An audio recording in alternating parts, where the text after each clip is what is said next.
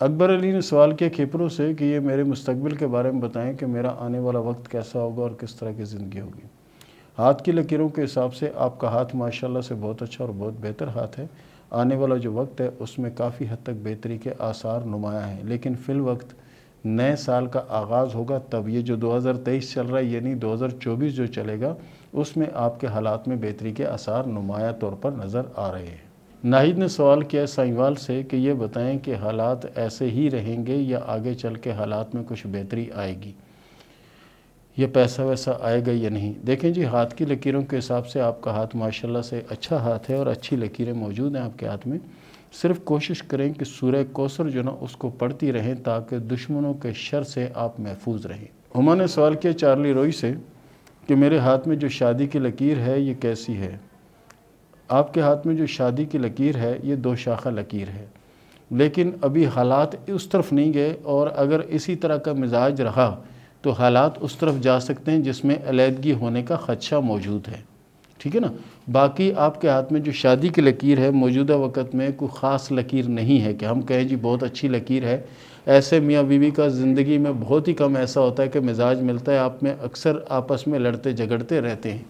ولی اللہ خان نے سوال کیا شارجہ سے کہ یہ بتائیں کہ میرے پاس دولت کتنا ہے اور کب دولت آئے گا؟ پیارے دوست، آپ کے ہاتھ میں جو قسمت کی لکیر ہے وہ کم از کم 18 سال تک تو صحیح چلی، اس کے بعد کبھی یعنی اپ ہو جاتی ہے، کبھی ڈاؤن ہو جاتی ہے۔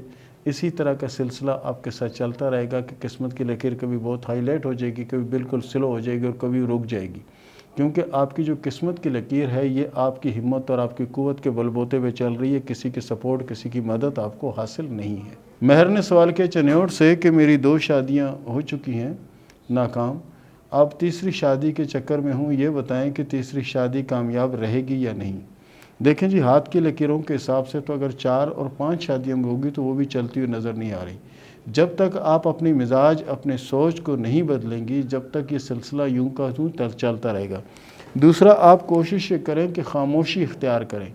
اگر آپ اپنی زندگی میں کامیابی چاہتی ہیں تو آپ خاموشی اختیار کریں، آپ خاموش ہوں گی اللہ کی رحمت آپ پر ہوگی، اور اس کے ساتھ ساتھ سورہ فاتحہ جو ہے اس کی ایک تسبیح پڑھا کریں، آپ کے معاملات بہت زیادہ بہتر اور اچھے ہو جائیں گے انشاءاللہ۔ سعدیہ نے سوال کیا ملتان سے کہ یہ بتائیں کہ میری شادی کب ہوگی؟ ہاتھ کی لکیروں کے حساب سے آپ کے ہاتھ میں شادی کی 3 لکیریں موجود ہیں، اور جو لکیر دل کی لکیر کے زیادہ قریب ہے تو سمجھیں جلد شادی ہوگی، جو تھوڑی دور ہے تو یہ سمجھیں تھوڑی دیر سے شادی ہوگی، اور بہت زیادہ دور ہے تو سمجھیں بہت زیادہ لیٹ شادی ہوگی۔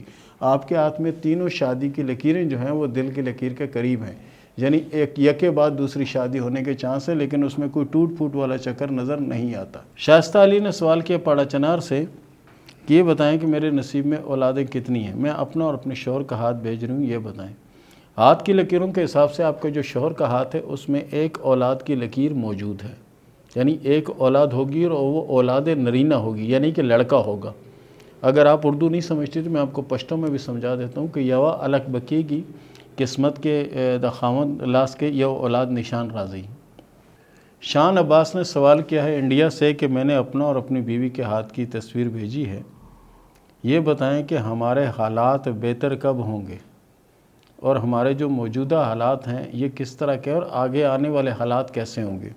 دیکھیں جی، آپ کے ہاتھ کی لکیروں کو اگر ہم دیکھتے ہیں تو اس کے حساب سے تو آپ لوگوں کا مزاج جو نا وہ نہیں ملتا، نہ ہی عادت ملتی ہے نہ ہی مزاج ملتا ہے، تو اس طرح کی شادیاں جو ہوتی ہیں اس میں اکثر جو نا تکرار والے سلسلے رہتے ہیں، یعنی کہ لڑائی جھگڑے والے یہ سسٹم رہتے ہیں۔ باقی یہ ہے کہ آنے والی جو زندگی ہے اللہ کے فضل سے بہتر ہو سکتی ہے، اس کے لیے آپ کوشش کریں کہ درود ابراہیمی جو ہے اس کو پابندی سے پڑھتے رہا کریں تو اللہ رحم کرے گا۔